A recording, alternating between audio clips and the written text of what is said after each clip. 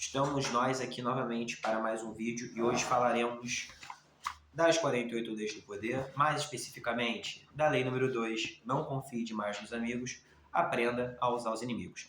Antes de começar falando da lei em específico, eu gostaria de revisar novamente os conceitos de sociedade, nós como seres humanos, e também a existência de grupos sociais. Todos nós sabemos, como eu disse no vídeo anterior, da lei número 1, não ofusque o brilho do mestre, eu dei uma introdução acerca da sociedade e que nós possuímos grupos sociais. Em todos os lugares que vamos, podemos observar que há grupos sociais. No vídeo anterior eu tinha falado acerca da liderança desses grupos, mas hoje eu vou aprofundar um pouco mais acerca dos relacionamentos. Imagine, existem diversos tipos de relacionamento, mas em geral os principais são com os conhecidos, que são pessoas que nós conhecemos, mas não temos proximidade emocional, são pessoas que conhecemos. Por exemplo, ontem eu estava com uma pessoa, eu conheço essa pessoa. É seu amigo? Não, apenas o conhecido. Ou seja, eu não tenho proximidade emocional com essa pessoa. Também existem os amigos, claro, que é o tema do vídeo, e existem tipos de amigos, que a gente já vai falar mais pra frente. Existem também os relacionamentos com familiares, sejam com antecessores ou com progenitores. Quando eu digo antecessores, digo pai, mãe, vô, avó, tio, tias. E quando eu digo progenitores, são filhos, netos, até mesmo sobrinhos, que são de outra pessoa, mas mesmo assim é um relacionamento considerado familiar. E aqui, como estamos falando de amizade, também falaremos dos tipos de amigos que podemos ter na nossa vida. Eu gosto muito da explicação do Thiago Brunet no livro Especialista em Pessoas, que ele fala acerca de 3 tipos de amigos que nós podemos ter nas nossas vidas, que são os amigos estratégicos, são os amigos também necessários e os íntimos. Os estratégicos são aqueles amigos que nós precisamos por conta de algum objetivo que temos em comum. Nós utilizamos dessa amizade para nós dois chegarmos no mesmo objetivo. Também há os amigos necessários, que são aquelas pessoas que temos uma certa ligação emocional e mas precisamos dessas pessoas pelo menos uma vez no mês para nos encontrarmos com elas e nos sentirmos melhor, nos sentimos mais felizes, mais alegres. Eu, inclusive, tenho muitos amigos que são necessários. E também temos os amigos íntimos, que são pessoas que nós compartilhamos mais da nossa vida pessoal e também que compartilhamos sobre a nossa própria intimidade, a maioria das vezes. O que eu gostaria de frisar aqui são as minhas experiências pessoais com base nessa lei e também esses tipos de amigos, porque aqui na lei a gente vai ver muito acerca disso, de amigos em que podemos confiar, outros que não podemos, outros que devemos utilizar por conta de um objetivo mútuo, e é basicamente disso que eu quero falar. Vamos começar aqui com uma frase de Henrique II da França. Para um bom inimigo, escolha um amigo. Ele sabe exatamente onde atacar. Ou seja, não existe melhor inimigo do mundo do que um amigo. Quando eu digo assim, alguém para ser inimigo, né? Do que um amigo. Porque ele sabe exatamente onde atacar. Já que você abre as suas fraquezas para um amigo, ele sabe exatamente onde é, e ele sabe exatamente onde ele pode machucar caso ele se torne um inimigo. Agora vamos falar de não é bem uma frase, é mais um texto do Baldassare de Castiglione. Ele diz: assim eu mesmo já fui iludido mais uma vez pela pessoa de quem mais amava e em cujo amor, acima de qualquer outra pessoa, eu mais confiava. Acredito, portanto, que seja certo amar e servir a uma pessoa mais do que todas as outras, segundo o mérito e o valor. Porém, jamais confiar tanto nesta tentadora armadilha da amizade a ponto de ter de se arrepender mais tarde. Ou seja, o que ele defende aqui, e eu também defendo particularmente, pelo que eu já vi. Você medir o nível de amizade da pessoa segundo o mérito e o valor. Ou seja, é muito mais meritocrático a amizade. O quanto aquela pessoa merece a sua confiança, o quanto que ela já se fez provar. Não importa o que ela fala, importa as ações dela. Quais são as ações que comprovam uma amizade a níveis de confiança? É exatamente isso que eu quero frisar aqui, porque eu, por exemplo, tenho alguns amigos que eu posso muito bem confiar os meus segredos. Por quê? Porque eu já contei coisas mínimas para essas pessoas e elas nunca contaram para ninguém. E também me partilham coisas íntimas dela, ou seja, eu sei que eu posso compartilhar e ela pode compartilhar comigo porque nós dois dependemos desse estímulo de confiança para manter a amizade viva e acesa, como se fosse uma chama. Já outros amigos, eu posso chamar mais pelo lado mais pelo lado emocional, de que eu posso compartilhar certas coisas e outras coisas não. Eu posso falar muito bem dos meus relacionamentos com amigos, mas não posso falar dos meus relacionamentos familiares. Um colega de trabalho, por exemplo, que eu me torno amigo. Eu posso falar de muitas coisas, né, de gostos, hobbies. Agora, falar sobre assuntos íntimos, família, já é completamente diferente. A não ser que a pessoa se mostre merecedora, mas mesmo assim é diferente. Ou seja, sempre medir de acordo com o mérito e o valor. A amizade e o amor cegam os homens e não veem o que é só veem apenas o que é do próprio interesse. Ninguém acredita que um amigo possa trair. Aí tem uma mensagem aqui de Voltaire que é muito específica e sensacional. Senhor, proteja-me dos meus amigos, que dos meus inimigos cuido eu. Mais um texto de Nicolau Maquiavel. Esse aqui é sinistro. Adoro o livro dele, O Príncipe. Inclusive, eu vou trazer aqui para o canal mais para frente algumas reflexões acerca do livro dele, que fala sobre poder e também sobre hierarquia social. Muitos pensam que um príncipe sábio deveria, tendo oportunidade, incentivar astuciosamente uma inimizade, de forma ao eliminá-la.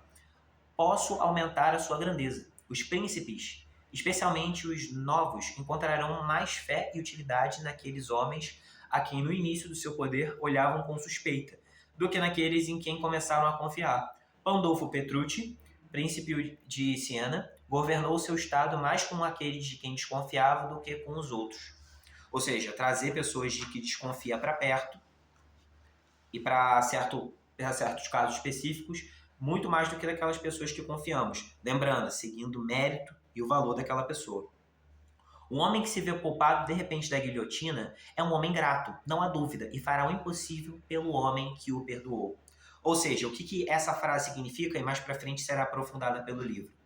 De que alguém que te fez mal no passado, ou de alguém que já foi um inimigo, e você, no caso, tem aquela pessoa como dependente em alguma circunstância, ou aquela pessoa precisa de algum favor seu, se você cumprir com isso e dentro dessa circunstância, essa pessoa será grata a você. E não é que ela esquecerá a inimizade, ela ignorará a inimizade e tentará ser o mais útil possível a você, porque ela sabe que a qualquer momento você pode cortar ela ou já desfazer ela como dependente, porque não vai ter mais nenhum tipo de relação. Então ela precisa cumprir com aquilo que vocês dois dialogaram e acordaram para ter um negócio, para ter ali um deal, né? um acordo. Num discurso pronunciado no auge da Guerra Civil, Abraham Lincoln referiu-se aos sulistas como seres humanos, companheiros que estavam no caminho errado. Uma senhora idosa criticou Lincoln não os ter chamado de inimigos irreconciliáveis, que deviam de ser destruídos. Por que, minha senhora? Lincoln respondeu, não destrua os meus inimigos quando os torno meus amigos? Sensacional. Essa pergunta que ele fez para a senhora, o Abraham Lincoln, é sensacional. Por que, minha senhora, não destrua os meus inimigos quando os torno os meus amigos? É a melhor maneira de destruir o inimigo, é você fazer amizade com o inimigo. E não existe maneira mais fácil de fazer isso do que tornando aquela pessoa dependente de algum favor seu ou até mesmo de algum tipo de relacionamento da sua parte, por conta da sua influência ou até mesmo do seu poder. Eu também gosto muito de uma frase do Mahabharata, que é o seguinte, porque era do meu interesse. Nenhum pobre é amigo do rico, nenhum tolo do sábio, nenhum cobarde do corajoso. Ou seja, sempre há uma troca de interesses na amizade, como nós dissemos. Existem os amigos estratégicos, necessários e os íntimos. E nesses relacionamentos também há uma troca de interesse, até mesmo nos relacionamentos amorosos, porque homens buscam uma coisa em relacionamento, mulheres buscam outras coisas em relacionamento, ou seja, é sempre uma troca de interesses. Nunca é algo totalmente genuíno, 100% genuíno, porque isso é natureza humana, nós sempre vamos buscar algo que seja do nosso próprio interesse.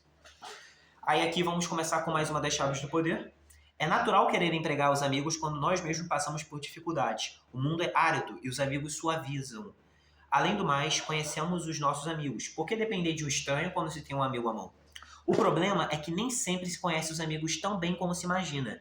Estes costumam concordar para evitar discussões, disfarçam as suas qualidades desagradáveis para não se ofenderem mutuamente e acham demasiada graça às piadas uns dos outros. Visto que a honestidade raramente reforça a amizade, talvez jamais saibam o que um amigo realmente sente. Dirão sempre que gostam da sua poesia, que adoram a sua música, que invejam o seu bom gosto para se vestir. Talvez estejam a ser sinceros, mas com frequência não estão. Ou seja, eles preferem suavizar aquilo que é a realidade para que você tenha bom olhar sobre eles.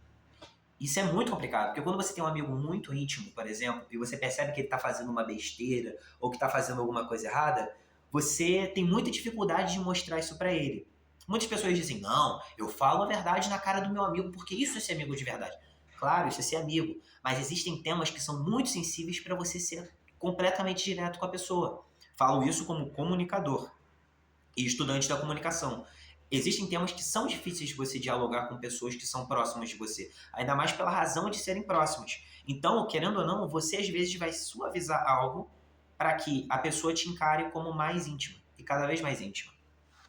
Continuando. Quando decidimos contratar um amigo, aos poucos vamos descobrindo as qualidades que ele ou ela escondia. Curiosamente, é o nosso ato de bondade que desequilibra tudo. As pessoas querem sentir que merecem a sorte que estão a ter.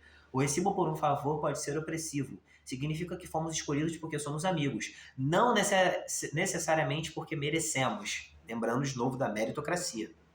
Existe quase que um truque de condescendência no ato de contratar os amigos, que no íntimo nos aflige. O dano surge lentamente, um pouco mais de honestidade, traços de inveja e de ressentimento aqui e ali. Antes que nos apercebamos, a amizade desapareceu. Quanto mais favores e presentes se distribuir para reavivar a amizade, menos gratidão existe de retorno. Ou seja, quando você já perdeu um amigo para inveja, para vaidade, para um orgulho, quanto mais você tenta suavizar isso que aconteceu, pior fica. A gente também vê isso muito na lei número 46, não pareça perfeito demais. Que você pode perder muitas amizades por conta da inveja que as pessoas criam de você, ou até mesmo de você para a pessoa. E em questão da inveja, existem dois caminhos para a gente lidar com a inveja. Ou nós bebemos do veneno, porque quando temos inveja de alguém por uma qualidade ou por uma conquista que a pessoa teve, ou até mesmo pelo jeito da pessoa de ser, a gente nada menos estamos bebendo um veneno. Porque praticamente não estamos fazendo mal à pessoa, a gente está fazendo mal a nós próprios ao nos compararmos com essa pessoa de maneira negativa. Porque, querendo ou não, a inveja, ela é uma admiração infeliz. Então nós estamos olhando para ela, admiramos ela, mas não queremos admitir. Porque admitir significa se colocar abaixo dessa pessoa. E para um amigo isso também significa da mesma forma. Se você consegue um novo emprego, um novo relacionamento feliz, ou quando você tem um talento que a outra pessoa não tem, ele pode muito bem criar uma inveja a partir disso e te atacar de uma maneira um pouco negativa. Um pouco não, bastante negativa na maioria das vezes, né? Um pouco negativa no começo e ao passar do tempo vai piorando. Seja amigo ou não, a inveja é um veneno. E ela pode muito bem nos quebrar e também diminuir o nosso nível de poder e reputação, porque a outra pessoa ela pode muito bem, a partir da inveja, inventar calúnias, falar dos nossos males para as outras pessoas. Infelizmente, isso pode acontecer e pode ter certeza que se você for uma figura de influência ou de poder, isso vai acontecer com toda certeza, ainda mais de pessoas invejosas. Ou seja, quando a inveja e o orgulho e a vaidade já são tomadas por um amigo, é quase impossível de você retornar a essa situação. Tanto que quando você tenta reviver essa amizade, pode cada vez piorar, porque você está meio que mostrando para a pessoa que você não é como ela. Você quer ali reconectar a amizade e a pessoa já não quer. Então, em geral, só tende a piorar. Então, se você tem desconfiança de que um amigo, ele já o inveja, já está o fazendo mal, é muito melhor cortar qualquer relação do que tentar ficar revivendo com presente, com palavras de afeto, qualquer coisa. Não dá. É muito melhor cortar do que correr o risco de você ainda piorar a situação. A ingratidão tem uma longa e profunda história. Tem demonstrado os seus poderes há tantos séculos que é realmente interessante se as pessoas continuam a subestimá-los. Será melhor ter atenção se nunca espera a gratidão de um amigo. Vai ter uma agradável surpresa quando estes se mostrarem agradecidos. O problema de usar ou contratar amigos é que tal limitará inevitavelmente o seu poder. É raro o amigo ser a pessoa mais capaz de nos ajudar. Afinal, a capacidade e a competência são muito mais importantes do que o sentimento de amizade. Miguel III tinha um homem capaz de orientá-lo e mantê-lo vivo bem à frente do seu nariz. Esse homem era Bardaz. No caso, está falando da história de Miguel III, que ele confiou muito no amigo dele e foi subindo os cargos do amigo em níveis de poder, já que Miguel era o primeiro na hierarquia, ao invés de subir Bardais, que era o tio e que merecia muito mais as posições maiores na hierarquia do reino de Miguel. Mas ele sobe o amigo por conta de uma gratidão que ele teve pelo amigo ter salvado ele em um acidente que poderia ter acontecido, mas um amigo impediu. E ele confiou tanto nesse amigo que o amigo foi subindo, subindo, subindo. E quando chegou perto da hierarquia de Miguel, o próprio amigo dele já tinha muito mais poder e influência do que o Miguel. E ele matou o próprio amigo. Ou seja, a ingratidão foi imensa, porque a inveja, a vaidade e o orgulho subiram a cabeça do amigo. E ao invés dele ser grato a Miguel, terceiro, ele prefere matar. E aí Miguel, em seus últimos momentos de vida, reflete e tem a total certeza de que se ele tivesse colocado Bardais, que merecia muito mais, ele não teria tido os problemas ao colocar um amigo em quem ele confiava para subir. Ou seja, não foi por conta do mérito do amigo, foi por conta de uma gratidão, de um sentimento de amizade. Isso nunca pode acontecer. Nós nunca podemos colocar um amigo apenas porque nós gostamos desse amigo em uma escala maior em níveis de relacionamento do que pela meritocracia. A meritocracia é a melhor maneira de você colocar os seus amigos em graus de confiança maiores. Todas as situações de trabalho exigem uma certa distância entre as pessoas. Está a tentar trabalhar, não fazer amigos, amizade real ou falsa, só obscurece esse facto. A chave do poder, portanto, é a capacidade de julgar quem é o mais capaz de favorecer os seus interesses em todas as situações. Guarde os amigos para a amizade, mas para o trabalho prefiro os capazes e os competentes. Essa frase aqui é sensacional, essa frase aqui me faz até arrepiar. Guarde os amigos para a amizade, mas para o trabalho prefiro os capazes e os competentes. Meritocracia, apenas isso. Gostaria de falar acerca de um provérbio sufi, que é o seguinte: colha uma abelha por bondade e verá as limitações da bondade, porque ela pode nos picar. Também uma citação de Tácito: os homens têm mais pressa a retribuir um dano do que um benefício. Isso aqui é sensacional, porque a gratidão é um peso, mas a vingança um prazer. Ou seja, quando nós temos um sentimento de gratidão, é muito mais um peso, porque nós ficamos com aquele peso na consciência de nós precisamos retribuir. Precisamos retribuir. A vingança não, ela se torna uma obsessão. Eu preciso me vingar, eu preciso me vingar. E quando você sacia essa vontade de vingança, você sente aquele prazer de eu me vinguei, eu consegui vingança. Ou seja, o que o Tácito diz, ele basicamente expõe a nossa natureza, que é de que um sentimento de vingança é muito mais prazeroso do que o sentimento da gratidão, que acaba por se tornar um peso. Assim vemos os males da natureza humana, que todos nós tentamos esconder todos os dias em uma máscara de bondade, sabendo que nós também temos um lado escuro da natureza humana. Os nossos inimigos, por outro lado, são a mina de ouro escondida, que se deve aprender a explorar. E aí ele vai contar aqui a história de Talleyrand, que era, acho que, o primeiro-ministro de Napoleão. Concluiu que o seu chefe estava a conduzir a França à ruína, no caso Napoleão, e que era a altura de se revoltar. Compreendeu os perigos de conspirar contra o imperador Napoleão. Era necessário um parceiro, um confederado, em que um amigo poderia confiar num projeto como este. Elegeu Joseph Fonthier, chefe da polícia secreta, o seu inimigo mais odiado, o homem que até tinha planeado seu assassinato. Sabia que o ódio antigo entre os dois criaria uma oportunidade para a reconciliação emocional, já que ninguém confia um no outro, ou seja, todos os dois devem fazer de acordo com as circunstâncias em que precisam fazer para que algo seja bom dos interesses dos dois. Ou seja, eles precisam confiar um no outro, porque imagina, mesmo que eles não confiem, porque eles sabem que se eles traírem o outro também vai trair, então eles precisam ali ter uma relação mútua. Sabia ainda que Fonthier não esperaria nada dele, aqui a explicação, e que de fato esforçar-se-ia para provar que era merecedor da escolha de Talleyrand. Uma pessoa que tem algo a provar moverá montanhas por você. Isso aqui é sensacional. Finalmente, Talleyrand sabia que este relacionamento com Fonthier basear-se-ia no interesse pessoal mútuo e que não estaria contaminado por sentimentos pessoais. A escolha revelou-se perfeita. Embora os conspiradores não conseguissem depor Napoleão, a união desses parceiros poderosos, mas improváveis, gerou muito interesse pela causa. Lentamente começou a espalhar-se a oposição ao imperador e, a partir daí, Talleyrand e Fonthier obtiveram um relacionamento de trabalho. Proveitoso, né? Sempre que possível, faça as pazes com o inimigo, e este vai insistir em colocá-lo a seu serviço. Sensacional. Sem inimigos à nossa volta, ficaríamos preguiçosos. O inimigo nos calcanhares aguça nossa percepção, mantém-nos concentrados e alertas. Às vezes, então, é preferível usar os nossos inimigos como inimigos, em vez de os transformar em amigos ou aliados, assim como Abraham Lincoln tinha dito, né? De você derrotar o inimigo através da amizade. Aqui ele já diz que alguns inimigos precisam ser inimigos para você sempre estar atento a qualquer tipo de movimento brusco que o inimigo faça. Nunca deixe que a presença de inimigos o perturbe ou aflija. Está muito melhor com um ou dois adversários declarados do que quando não sabe quem é seu verdadeiro inimigo. Muitos inimigos se escondem através da máscara da amizade. Um homem de poder aceita o conflito. Use o inimigo para melhorar a sua reputação como um lutador seguro em quem se pode confiar em épocas incertas. Aqui nós ficamos com uma imagem. O perigo da ingratidão. Sabendo que pode acontecer se colocar o dedo na boca de um leão, é melhor não fazer. Com amigos não terá tanto cuidado, e se os contratar, estes comem leão vivo com a sua ingratidão.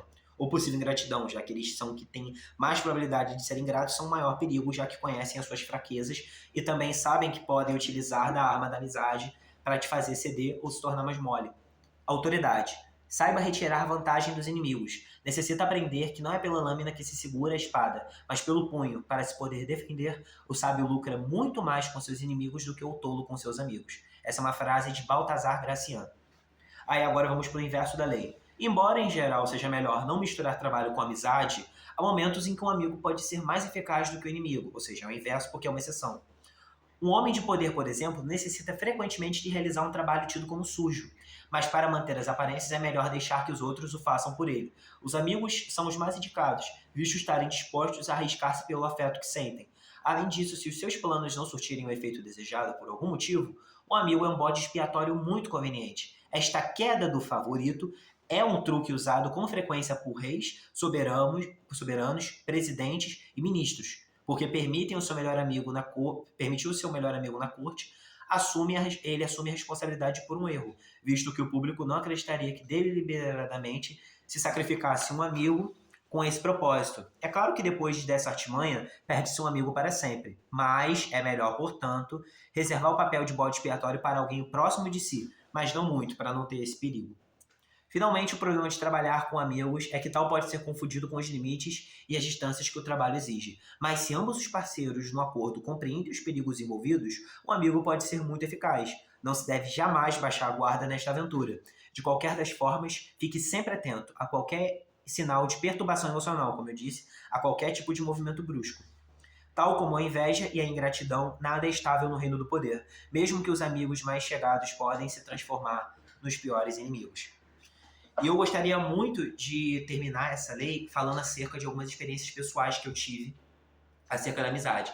Existiram momentos em que eu era líder de grupos sociais e eu via que existiam amigos que entravam nesses grupos sociais e eles me elogiavam muito. Alguns elogiavam muito, outros criticavam muito.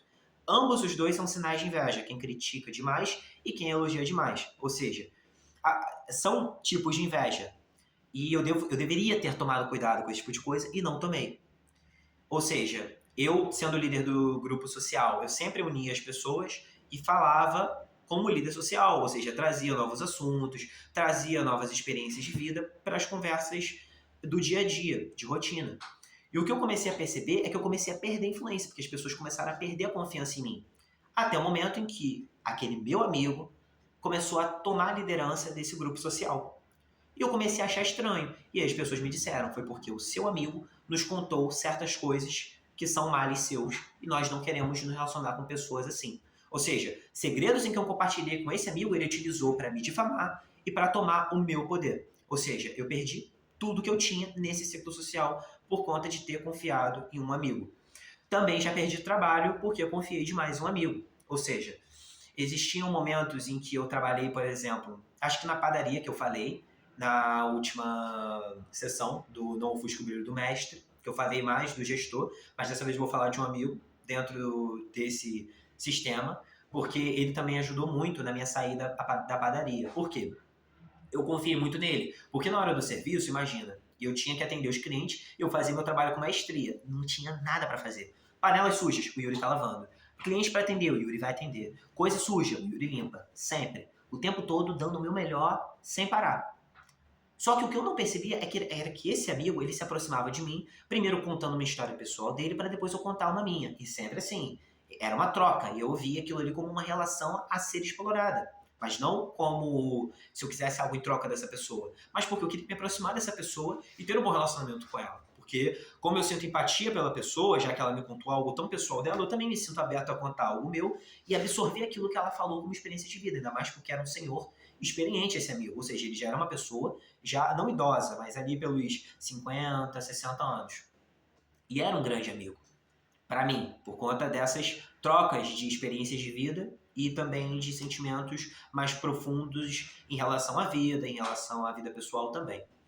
Daí o que aconteceu? Nessa confiança, eu comecei a contar certas coisas do trabalho, por exemplo. Olha, quando não tem clientes e eu vejo que está tudo limpo, eu gosto de estudar um pouco uma língua nova. E o fulano dizia, ok, legal, isso é muito bacana, eu também estou estudando tal coisa. Só que o que eu não sabia é que ele usava disso, de eu, às vezes, não ter mais serviço e eu parar para estudar, para contar aos gestores que eu, ao invés de focar no trabalho, eu estava focando nos estudos. Ele me difamou. E quando aconteceu o checkmate, em que os gestores vieram na minha frente e falaram, é verdade que você faz isso? Eu falo, sim, mas eu faço em determinada hora, quando não há clientes e quando o estabelecimento está limpo. Eu pego umas anotações e vou lendo, eu só leio aqui, e se chegar algum cliente, eu guardo minhas anotações numa folhinha de papel minúscula, pequena, que cabe na mão. Não é nada demais.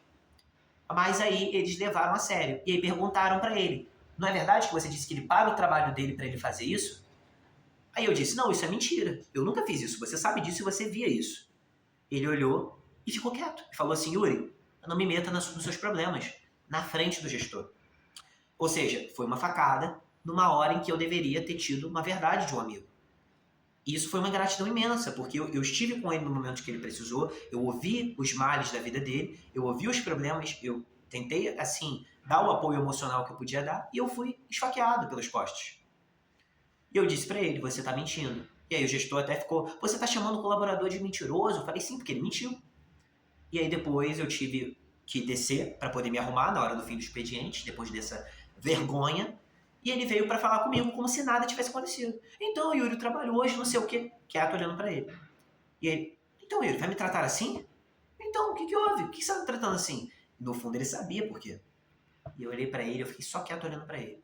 E aí ele saiu com a cabeça baixa, como homem fraco que ele é, pela mentira que ele criou para ferrar o próprio amigo. E acabou saindo. Não pediu desculpa, não falou nada, só subiu, né?